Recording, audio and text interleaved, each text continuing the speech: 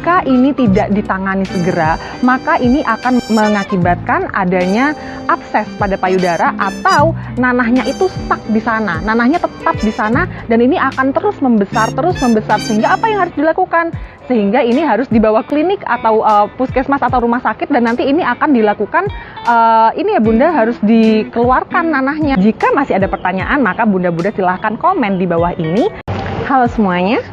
Pada episode kali ini, Bu Bidan akan menjelaskan lebih lanjut mengenai pembengkakan ASI yang lebih parah atau biasa kita sebut sebagai mastitis.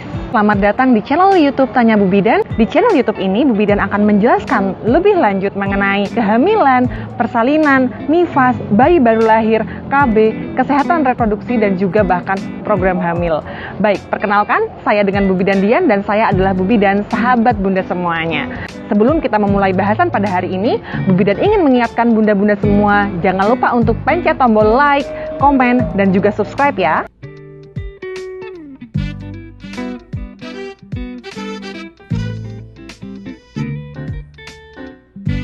Baik, Bu Bidan sudah menjelaskan sebelumnya mengenai apa itu sumbatan ASI pada episode yang sebelumnya. Pada episode kali ini Bu Bidan akan menjelaskan mastitis. Baik, begini ceritanya.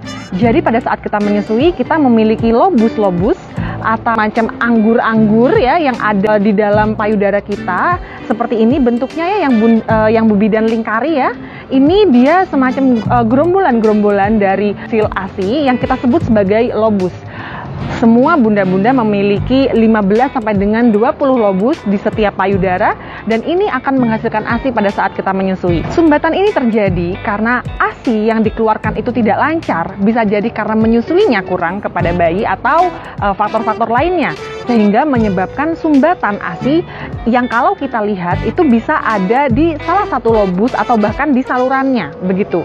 Nah, pada keadaan mastitis, sumbatan ini bunda-bunda berubah menjadi infeksi karena ada sumbatan dan kemudian juga ada bakteri sehingga sumbatannya ini menjadi lebih parah, akhirnya bunda-bundanya itu menjadi demam biasanya. Baik, sekarang Bu Bidan akan menjelaskan ciri-ciri dari mastitis ini apa saja.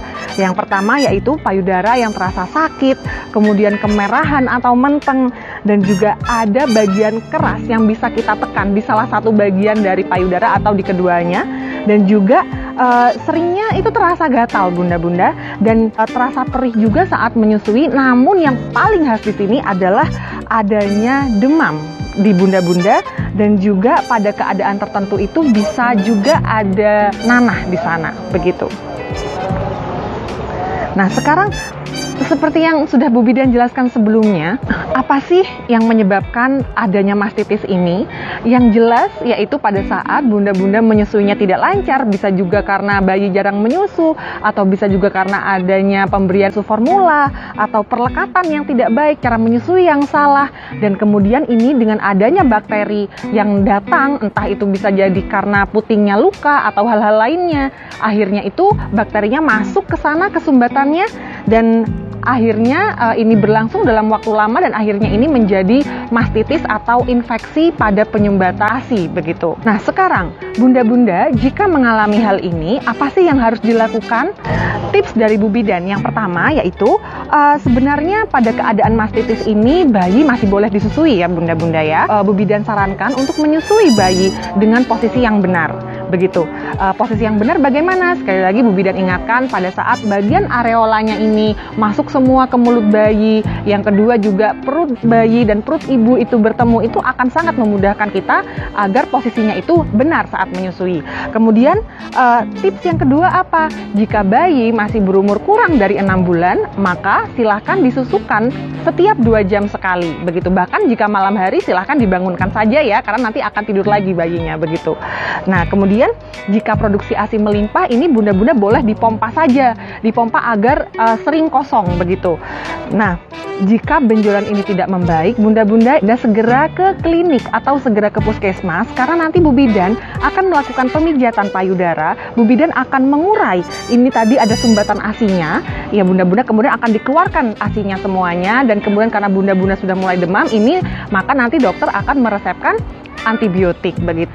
dan bunda-bunda tidak boleh membeli antibiotik sendiri di apotik karena bunda-bunda sedang menyusui, sehingga akan lebih baik nanti jika kami tenaga kesehatan dan juga dokter yang memberikan resep untuk antibiotiknya, begitu ya.